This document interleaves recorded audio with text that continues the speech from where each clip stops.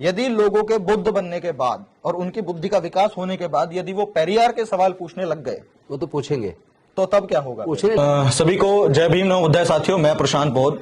और सबसे पहले आज हमारे साथ में एक बहुत खास मेहमान जो हैं वो आपके सामने राजेंद्र पाल जी हैं। सबसे पहले सर मैं आपका स्वागत करना चाहता हूं अपने दर्शकों के सामने। नमो बुद्धाय, जय भीम सबको, और आपका भी धन्यवाद जी, बहुत बहुत शुक्रिया। अभी आप लोगों को पता होगा कि देश भर में एक खबर जो है वो बड़ी चर्चित हो रही है कि राजेंद्र पाल जी ने एक प्रोग्राम का आयोजन किया जिसमें राजरत्न अम्बेडकर जी के साथ में 10,000 लोगों ने बुद्ध धम्म की जो है प्रतिज्ञा ली और 22 प्रतिज्ञाओं को अपनाया। तो सर, जैसे कि अभी 22 प्रतिज्ञाओं को बोलने पर आपके ऊपर में एलिगेशंस लगाए जा रहे हैं, आपको धर्म विरोधी बताया जा रहा है या भगवान विरोधी बताया जा रहा है, तो इस पर आप क्या प्रतिक्रिया देना चाहेंगे कि क्या वो प्रतिज्ञा आपकी थी जो आपके ऊपर में वो आक्षेप लगा रहे हैं? वो प्रतिज्ञाएं डॉक्टर बाबा साहेब अम्बेडकर जी ने इस जातिवादी उत्पीड़न की वजह से मुक्ति पाने के लिए 14 अक्टूबर 1956 को नागपुर की दीक्षा भूमि में उन्होंने बौद्ध धर्म की दीक्षा ली थी जी। और अपने साथ साथ उन्होंने लाखों अनुयायियों को बौद्ध धर्म की दीक्षा दिलवाई थी और वहां उन्होंने ये 22 प्रतिज्ञाएं दिलवाई थी जी। और तब से हर वर्ष पूरे भारत के अंदर, क्या पूरे दुनिया के अंदर हजारों जगह पर करोड़ों लोग इकट्ठे होते हैं और बौद्ध धर्म की दीक्षा लेते हैं, जहां ये 22 प्रतिज्ञाएं दोहराई जाती हैं, या ये कहिए कि वो 22 प्रतिज्ञाएं पढ़ी जाती हैं। बिल्कुल। और उन्हीं 22 प्रतिज्ञाओं को हर साल अंबेडकर भवन, रानी झांसी रोड पर भी दी बुद्धिस्ट सोसाइटी ऑफ इंडिया, भारतीय बौद्ध महासभा के द्वारा जो आयोजन होता है दीक्षा का, उसमें दोहराया जाता है। इस बार वहां मिशन जय भीम और दी बुद्धिस्ट सोसाइटी ऑफ इंडिया के द्वारा बौद्ध धर्म की दीक्षा का पूर्व वर्षों की भांति आयोजन हुआ, जिसमें वो 22 प्रतिज्ञाएं दोहराई गई और सबने उनको पढ़ा। मैंने भी उनको पढ़ा, जिस प्रकार अलग अलग टीवी चैनल पे भी उनको पढ़ रहे हैं आजकल बहुत सारे पत्रकार पढ़ रहे हैं। और वही 22 प्रतिज्ञाएं मैं समझता हूं, आप देखेंगे कि जो वॉल्यूम 17 है जी, पुराने वाला, और इस बार वाला वॉल्यूम 40 जी, इन प्रतिज्ञाओं को भारत सरकार का सामाजिक न्याय अधिकारिता मंत्रालय ने छपवाई हैं, जिसमें मंत्री जी का लेटर भी साथ में लगा हुआ है। यही 22 प्रतिज्ञाएं दीक्षा भूमि में नागपुर के अंदर शिलापट पर लिख के वहां भी लगाई गई हैं और पूरे देश में 22 प्रतिज्ञाएं होती हैं। और इसका एक ही कारण है कि जब कोई जातिवादी व्यवस्था से मुक्त होने के लिए अपने पुराने धर्म को छोड़कर बुद्ध के धर्म को अपनाता है, तब ये 22 प्रतिज्ञाएं वो दोहराई जाती हैं। जी।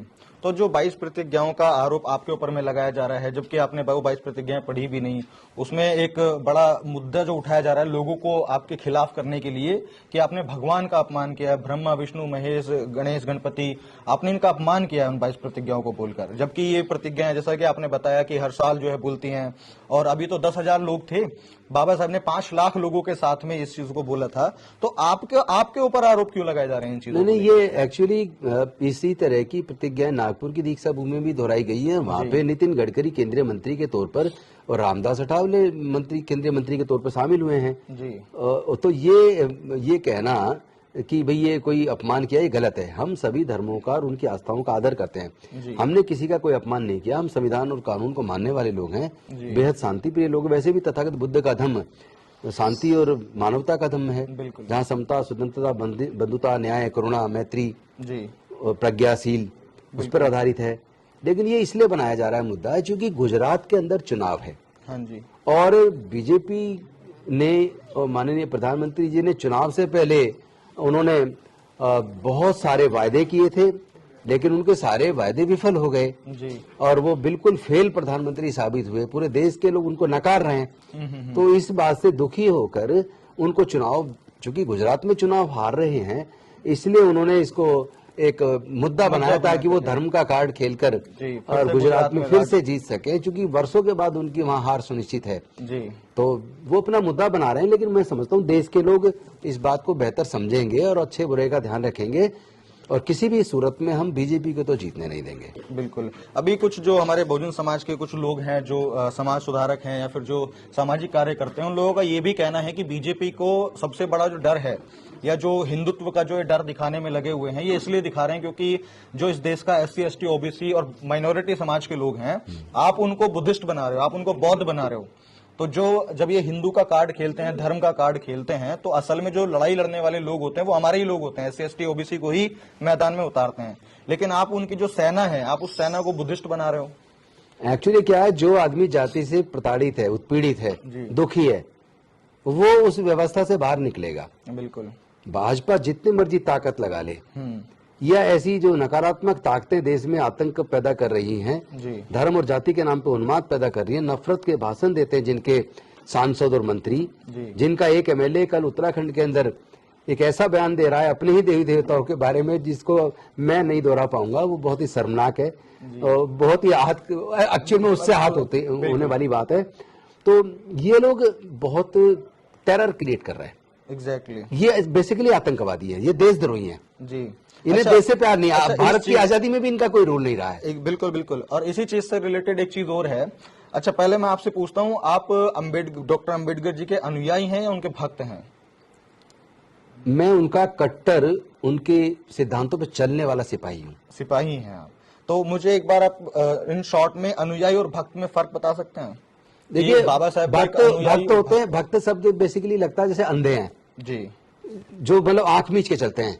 हाँ जी। तथागत बुद्ध ने खुद कहा अत्यदीप भव, है ना, और साथ में उन्होंने कहा कि किसी बात को इसलिए मत मानो क्योंकि इसको मैं कह रहा हूँ या कोई बहुत बड़ा विद्वान कह रहा है, कोई महाग्रंथों में लिखा है, बड़े ग्रंथों में लिखा है, बल्कि किसी बात को मानने से पहले उसको जानो, समझो, उसको परीक्षण करके देखो, और परीक्षण करने के बाद बुद्धि और विवेक की कसौटी पर तर्कपूर्ण तरीके से कस के देखो, उसके बाद अगर आपको लगे वो बात सही है तो तब आप उसको मानो जी। तो मैं तो डॉक्टर बाबा साहब अम्बेडकर भी इसी बात को मानते थे। बिल्कुल बिल्कुल। तो बिल्कुल। उनका कट्टर सिपाही, उनके विचारों पर चलने वाला जी व्यक्ति हूँ मैं। कोई भक्त वाले शब्द अच्छा नहीं लगता बोलने में नहीं आते हैं। एक्चुअली ये मैंने आपसे इसलिए पूछा क्योंकि बहुत सारे जो भाजपा के भी लोग हैं या फिर जो और पार्टियों के लोग हैं, जो और भी कई जो धार्मिक लोग बनते हैं कि हम ब्राह्मण हैं या कुछ ऐसा वैसा है, तो वो लोग कई बार कहते हैं कि जी बाबा साहब को तो हम भी मानते हैं, बाबा साहब को तो हम भी जानते हैं, हम भी उनको पढ़ते हैं, ये सारी चीजें करते हैं। तो मुझे एक बड़ा आश्चर्य हुआ कि क्या आप लोगों को वो 22 प्रतिज्ञाओं के बारे में पता ही नहीं चला जो बाबा साहब ने? नहीं, सब कुछ उनको पता है। उनके केंद्रीय मंत्री, उनके मुख्यमंत्री समारोह में शामिल हुए उनके, और वहीं पे 22 प्रतिज्ञाएं दोहराई गई हैं। मुद्दा वो नहीं है। मुद्दा गुजरात का चुनाव है कि हारते हुए चुनाव को कैसे वो लोग हिंदू का कार्ड खेल के, धर्म का कार्ड खेल के जीते। मुद्दा वो है। जी जी जी। और फिर जितना नफरत का भरे भाषण देश को तोड़ने वाले ये लोग देते हैं, बीजेपी के इनके नेता देते हैं, और जितना ये बिल्कुल उसी तरह जिस तरह कुछ हमारे लोग कहते हैं ना, मैं बाबा साहब को मानता हूँ, हाँ, लेकिन जब देखते हैं आचरण में वो बाबा साहब की बात को नहीं मानते। बिल्कुल। तो ये लोग उसी तरह के हैं। बिल्कुल बिल्कुल। मतलब जो दोनों तरफ ही इस तरह के लोग पाए जाते हैं। वोट के लिए बाबा साहब को मानते हैं, वैसे उनको और जानते वैसे नहीं हैं। तो उनके अंदर जहर, जाति का जहर भरा हुआ है। एग्जैक्टली। तो अभी जैसे जो हमारे बहुजन समाज के लोग हैं, अभी जब 22 प्रतिज्ञाओं को दिलवाया गया तो उसमें जो सबसे पहली चीजें थी वो ये थी कि भाई मैं ब्रह्मा विष्णु महेश को भगवान नहीं मानूंगा, मैं गौड़ी गणपति को नहीं मानूंगा, उनको नहीं पूजा करूंगा। तो क्या हमारे जो बहुजन समाज है उनको ये सब चीजें माननी चाहिए, भगवान वगैरह में आस्था? देखिए, मेरा ये मानना है कि किस धार्मिक आस्था जी। किसी की भी व्यक्तिगत है। बिल्कुल। भारत का संविधान भारत के हर नागरिक को अपने धार्मिक आस्था की आजादी का अधिकार देता है। बिल्कुल। और इसमें किसी को इंटरफेयर नहीं करना चाहिए, ना सरकार को, ना कोर्ट को। जी। दबाव बिल्कुल नहीं होना चाहिए, लेकिन अपने मन से जो जिसको मानना चाहे माने, इसमें किसी को क्यों आपत्ति होनी चाहिए? बिल्कुल बिल्कुल बिल्कुल। वैचारिक मत हम मतलब रख सकते हैं। बिल्कुल। तो जैसे 22 प्रतिज्ञाओं में जब पहली बात इन्हीं चीजों की हुई, तो आगे के लिए आप बहुजन समाज के लोगों से क्या कहना चाहेंगे? कि मैं एक ही बात कहना चाहूंगा कि हमको ये कुर्सियां जो है ना, मंत्री, एमपी, एमएलए, ये बाबा साहब ने दी हैं। बिल्कुल। हमें कोई जनरल सीट से टिकट नहीं देता। एग्जैक्टली। और ये बहुत छोटी कुर्सियां हैं। बाबा साहब तो जब हिंदू कोड बिल लेकर आए, पूरा हिंदू समाज, पूरे सांसद उनके खिलाफ हो गए जी। और वो हिंदू कोड बिल गिर गया, जबकि वो तो हिंदू महिलाओं को हक और अधिकारी तो दिलाना चाहते थे। बिल्कुल। कि हिंदू महिलाओं को अगर पति मर जाए तो उसको भी दूसरी शादी का हक मिले, पति छोड़ दे तो उसे गुजारा भत्ता लेने का हक मिले, बिल्कुल बिल्कुल, उसे पिता पति की संपत्ति में हक मिले, पति अगर जालिम और क्रूर है तो उसको तलाक का हक मिले, बच्चे अगर नहीं होते तो बच्चे गोद लेने का हक मिले। लेकिन पूरा सांसद, पूरे संसद बाबा साहब अम्बेडकर के खिलाफ हो गई।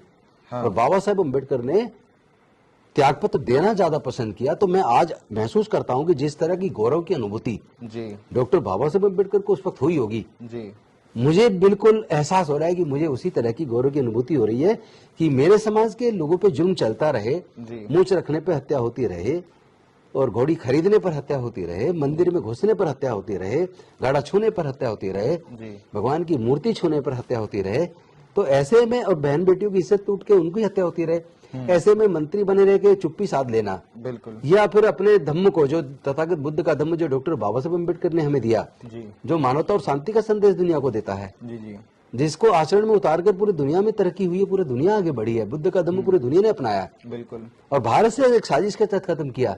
बाबा साहब उसको वापस भारत में लाए, और वो चाहते थे भारत बौद्ध में भारत बने, प्रबुद्ध भारत बने, जी जहाँ समता, स्वतंत्रता, बंधुता, न्याय, करुणा, प्रज्ञाशील जी उस पर आधारित है, मध्यम मार्ग है, जी बिल्कुल, सबके लिए कल्याणकारी मार्ग, सबके लिए मंगल भावना है। तो मैं समझता हूँ उस मार्ग पे चलने में तो सबका कल्याण है। बिल्कुल, उससे आपत्ति करने वाले देशद्रोही हैं, हाँ जी, वो इंसानियत के दुश्मन है। और वो जो जिस तरह की धमकी वो लोग देते हैं ना, हमें सोशल मीडिया पे देते हैं, फोन पे देते हैं, जी जी वो धमकी देना बंद करें, क्योंकि हम डरने वाले हैं नहीं। बिल्कुल, बिल्कुल, वो भूल जाए कि हम डरेंगे नहीं, हम लड़ना जानते हैं, न्याय कैसे लिया जाता है, वकील हैं, हमने तो वर्षों से न्याय दिलवाया लोगों को। और अपने पे आया तो फिर भला कैसे न लड़ेंगे। नहीं, हम तो लड़ेंगे भी, और हमें पता है हम जीतेंगे भी। बिल्कुल, डर की इस बात पे मैं बताना चाहूंगा कि सर ने जो अपना इस्तीफा पार्टी से जो है वो दे दिया है, अपना मंत्री पद को छोड़ दिया। क्यों? क्योंकि उन्होंने सामाजिक हित को जो है सबसे ऊपर रखा, प्राथमिकता पे रखा, कि ताकि उस पद की वजह से कोई अड़चन ना आए उस सामाजिक कार्य में, इसलिए उन्होंने उस पद से भी इस्तीफा दे दिया। अच्छा सर, एक चीज मैं और पूछना चाहता हूँ, जैसे बुद्ध की बात चल रही है तथा 22 प्रतिज्ञाओं की बात चल रही है, तो कुछ लोग बुद्ध को जो है क्षत्रिय से जोड़ते हैं कि वो बुद्ध मूर्ख क्षत्रिय है, थे, वो मूर्ख है। और बुद्ध कृष्ण, अगर और बुद्ध में विष्णु भी, के अवतार थे, अगर 21 बुद्ध बाईस अवतार बुद्ध में थे। अगर जाति ढूंढेंगे या उनको अवतार बताएंगे, उन्होंने सारा तो जो एक्चुअल बुद्धिस्ट फिलोसफी है, जो टीचिंग्स बुद्धा की हैं, वो तो बिल्कुल उसके विपरीत बात हो गई। बिल्कुल बिल्कुल। और एक चीज जो आगे देखने वाली खास बात है वो ये दिखाई देती है कि ये बताते हैं कि वो क्षत्रिय थे, और बताते हैं कि वो विष्णु के अवतार हैं, कोई से अवतार बताते हैं कि ये विष्णु अवतार हैं। मैं इसको बिल्कुल पागलपन मानूंगा। और उन लोगों के घरों में ही आज तक कभी बुद्ध नहीं दिखाई देते हैं, जो बोलते हैं ना कि अभी हम वो हमारे वंश के हैं, हिंदू ही हैं वो भी, और हमारे उसके हैं, तो जो उनकी जाति के हैं वो उनको बुद्ध को नहीं मानते हैं। देखिए, पूरी दुनिया के अंदर जातियां नहीं है जी, जातियां केवल भारत में और भारत के सब कॉन्टिनेंट पे, जहां से भारत के लोग जाकर बसे वहां पर है। जी, और जाति कुदरत ने नहीं बनाई है, बिल्कुल नहीं, जातियों को चालाक इंसानों ने बनाया है। हाँ जी, ठीक है, अगर कोई, मुझे एक उदाहरण दे दो, कोई अगर गंभीर रूप से बीमार हो जाए, उसको डॉक्टर कहे बड़ा ऑपरेशन होगा, 20 यूनिट ब्लड का इंतजाम करो, जी, पूरे दुनिया से मुझे एक एग्जाम्पल लाके दे दो कि जिसका ऑपरेशन होना वो ये कहे कि मुझे ब्राह्मण का ब्लड चाहिए, हाँ मुझे इसी या मुझे particular फला जाति जाति का ब्लड चाहिए, या इस धर्म का ब्लड चाहिए। बिल्कुल, क्योंकि इंसान को जानवर का ब्लड नहीं चढ़ सकता, केवल इंसान का चढ़ सकता है। इसका मतलब कुदरत ने केवल इंसान पैदा किया है, चालाक इंसानों ने जातियां बनाई हैं। बिल्कुल। और जाहिर सी बात है, जातियां जो बनाई है वो उत्पीड़न करने के लिए बनाई हैं। वो कुछ लोग जो देश के सारे संसाधनों पे कब्जा रखना चाहते हैं, जी, देश की सत्ता और तमाम तरह के प्राकृतिक संसाधन, व्यापार, सब कुछ अपने कब्जे में रखना चाहते हैं, जी, जी। जो सत्ता में भागीदारी नहीं देना चाहते, हिस्सेदारी नहीं देना चाहते सारे संसाधनों में, वो लोग उस जातियों को जिंदा रखना चाहते हैं। जी। और जाति से भी फिर एक और बात निकल के आती है, जैसे कि ये लोग अभी क्या कहने लग रहे हैं कि जी जो राजेंद्र पाल गौतम हैं या फिर जो राजरत्न अम्बेडकर हैं, ये हमारे हिंदू धर्म को तोड़ रहे हैं, जो हमारे लोग हैं, मतलब जो SC ST OBC जो हिंदू हैं, मैं एक बात ये पूछूं? उनको तोड़ रहे हैं। मैं एक बात पूछता हूं, अगर हमारे व्यक्ति ने मंदिर में प्रवेश किया, उसकी हत्या हुई, क्या वो हिंदू नहीं है? बिल्कुल है। अगर हमारे किसी व्यक्ति ने मंदिर में भगवान की मूर्ति को छू लिया, जी, तो उस मूर्ति को तो वो जो ब्राह्मण भी छूता है रोज, बिल्कुल, और लोग भी छूते हैं, बिल्कुल, तो हमारे लोगों ने छू लिया तो फिर उसकी हत्या क्यों? बिल्कुल। अभी इसका 60,000 मतलब का आप फाइन लगा इसका मतलब आप हमें हिंदू मानते ही नहीं है। बिल्कुल बिल्कुल बिल्कुल।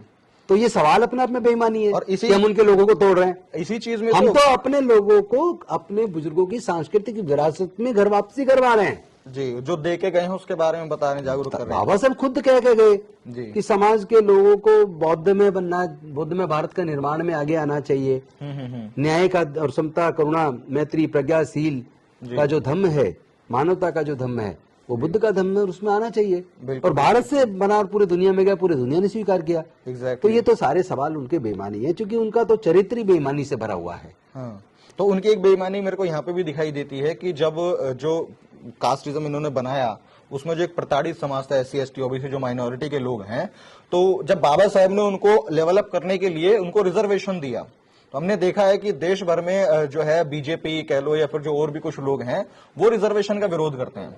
तो मेरा सवाल फिर वहीं पे ये आता है कि जब आप लोग कहते हो जब धर्म को बचाने लड़ने की बात आती है तब तो वो सब हिंदू हो जाते हैं, लेकिन जब उनको कुछ स्पेशल राइट मिल करके वो थोड़ा लेवल अप हो रहे हैं तो तब वो लोग उनके विरोध में क्यों हो जाते हैं? एक्चुअली उनको ये पच नहीं रहा, रिजर्वेशन खत्म उनको होना ना, चाहिए, उनको सुनो, अब बहुत उसका आगे मैं हो जवाब चुका। देता हूँ। उनको ये बात नहीं पच रही कि देश में 88% जी जिसको हम चाहे बहुजन समाज कह लें चाहे मूल निवासी कह लें, जी जिनको हजारों साल तक पढ़ने लिखने से धार्मिक ग्रंथों में लिख के वंचित रखा, जिनको हजारों साल तक व्यापार करने से संपत्ति रखने से वंचित रखा, जी। जिसको हजारों साल तक मानव अधिकार से वंचित रखा, जिसको हजारों साल से जानवर से भी बदतर जिंदगी जीने के लिए मजबूर किया, आज जब डॉक्टर बाबा साहेब अम्बेडकर जी ने उनके पढ़ने लिखने के रास्ते खोल दिए, रिजर्वेशन देकर उनके नौकरी के रास्ते और हायर एजुकेशन के रास्ते खोल दिए, उनको रिजर्वेशन के माध्यम से जो रिप्रेजेंटेशन दिया संसद के अंदर, विधानसभाओं के अंदर या तमाम तरह के लोकल बॉडीज के अंदर, और उससे उनको अंदर पढ़ने से ज्ञान आया और नौकरी से घर में थोड़ा सामर्थ्य आया